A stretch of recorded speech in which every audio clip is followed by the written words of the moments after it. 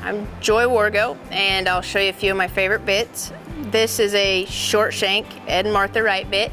I have all the mouthpieces. This one's just a 3-piece with a dog bone. I also ride the 2-piece twisted one quite a bit in the short shank. I'll use the medium shank also. This is one of my favorite bits to go to after a 2-year-old comes in. I'll ride him usually in an O-ring for a little bit, and then I'll switch him to a bridle like this, or I will go to a junior cow horse, and I'll show you one of those here in just a moment. This is a square O-ring, Troy Flaharty square O-ring. It's another one of my favorite bits. Typically, I'm not an O-ring kind of person, but if I have a horse that's heavy in the front end or wants to be dumpy and carry themselves heavy in the front end, I'll ride this bridle and I'll carry my hands high, and it works really nice for me to be able to pick one up off their front end. It also is nice to soften one up if they start to get a little pushy. Another Flaharty. This is the square twist. Also another one of my favorites. It's really nice to lighten a horse up. Typically I'll ride it for 2 or 3 days. I don't change my hands. I still ride them same as I would, but it is a lot sharper bridle, and it will get their attention, and it typically does soften them rather quickly.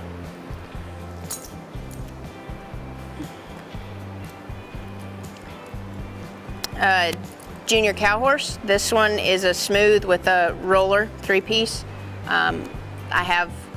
These are like the Ed and Martha Wrights to me. I have all the mouthpieces. I have a 2-piece twisted. I have the smooth. I also have a thinner one and a fatter one. I like these a lot. Same reason. I go to them a lot when those 2-year-olds come in and I start to ride them, because I'm not an O-ring fan. I'll switch them pretty quickly. I do run a lot of horses in these bridles, and you will see me use a lot of leather curb straps. A lot of times I'll ride around a few days a week in a heavier bridle, and then I will run them in less bridle, because I tend to get heavier handed when we're going fast, and this way I don't scare them. Like this is a bit that I run the Cashin' on the Bayou horse in. He still runs in this bridle. During the week we ride him in a medium shank 2-piece twist Ed and Martha Wright bit. He also runs in the leather curb.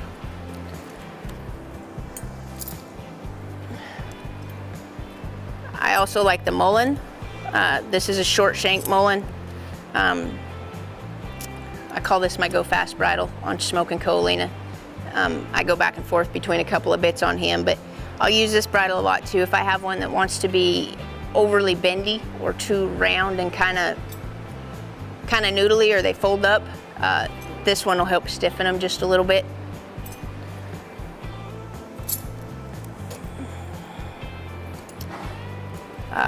Another Troy Flaharty bit. This one's the 3-piece twisted, dog bone in the middle. This one's got a little more shank than the short shank and Martha Wright. This bit has a lot of feel. I'll ride it a lot after I transition out of an O-ring as well. Typically I'll ride this. I usually don't run a horse in this, and I'm not quite sure why. Just usually by the time we get to running, I need a little more bridle at that point. This is one of my favorites. I have the old version and the new version. I've got several of the old version that broke, and that's why they make the new one. This is a Charmaine James. I'm